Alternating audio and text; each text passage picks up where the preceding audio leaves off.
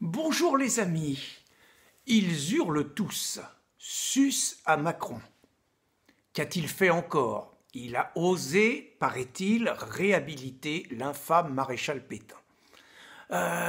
Il a osé dire que Pétain avait été un grand soldat en 14 et qu'il avait fait des mauvais choix en 1940. C'est une évidence. Moi qui ai été trotskiste dans ma jeunesse, je me souviens qu'on reprochait aux staliniens à l'époque d'avoir effacé la photo de Léon Trotsky sur la place Rouge, où il paradait en 1917, et d'avoir fait comme s'il n'avait jamais existé. Eh bien, nous sommes obligés de constater que tous ceux qui aujourd'hui, Le CRIF, Mélenchon, Corbière, SOS Racisme, l'Union des étudiants juifs de France et autres qui hurlent après Macron, sont les mêmes, quelque part, ont le même rapport que les staliniens pour qui quelqu'un qui, à un moment donné, a changé, ne peut plus avoir existé au niveau de l'histoire. Comme s'il était impossible de dire que Pétain a été un héros en 1914, comme les 7 autres maréchaux, et que il a fait peut-être des choses moins bien en 1940, encore que là-dessus, ça serait intéressant quand même de laisser un peu plus les historiens s'exprimer.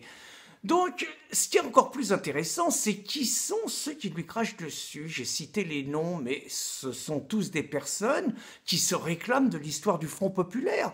Ce sont tous des personnes qui se réclament du Parti socialiste, qui se réclament de l'histoire communiste, qui se réclament des radicaux de gauche. Je rappelle que c'est cette chambre qui, en 1940, élue en 1936, c'est cette chambre qui, en 1940, a donné les pleins pouvoirs à Pétain.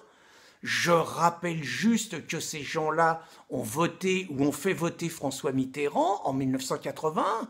Et je rappelle quand même juste que François Mitterrand a été décoré de l'ordre de la Francisque sous Pétain et qu'il n'est devenu résistant que quand il a compris, après la défaite des Allemands à Stalingrad, que les rapports de force changeaient et qu'Hitler allait perdre. Alors ce sont ces gens-là qui aujourd'hui se permettent de donner des leçons d'histoire. Ce sont ces gens-là qui sont le fruit de la collaboration, exactement comme Pétain, qui se permettent aujourd'hui de dire que Pétain est un traître. On peut dire que Pétain est un traître, on peut le dire, mais pas quand on a le passé, pas quand on se réclame des valeurs de ces gens-là. Donc il y en a assez. On est dans un pays où on ne peut plus rien dire. Macron est responsable de toute cette ambiguïté parce que si, dès le départ, il avait dit qu'on faisait un défilé militaire aux Champs-Élysées et qu'on rende hommage aux 8 maréchaux dont Pétain, tout ça ne serait pas arrivé, à cause de sa nouvelle volte-face, il fait face à une nouvelle tempête. Il n'empêche que, sur cette affaire-là, c'est lui qui a raison et ce sont les censeurs qui ont tort. Bonne journée les amis.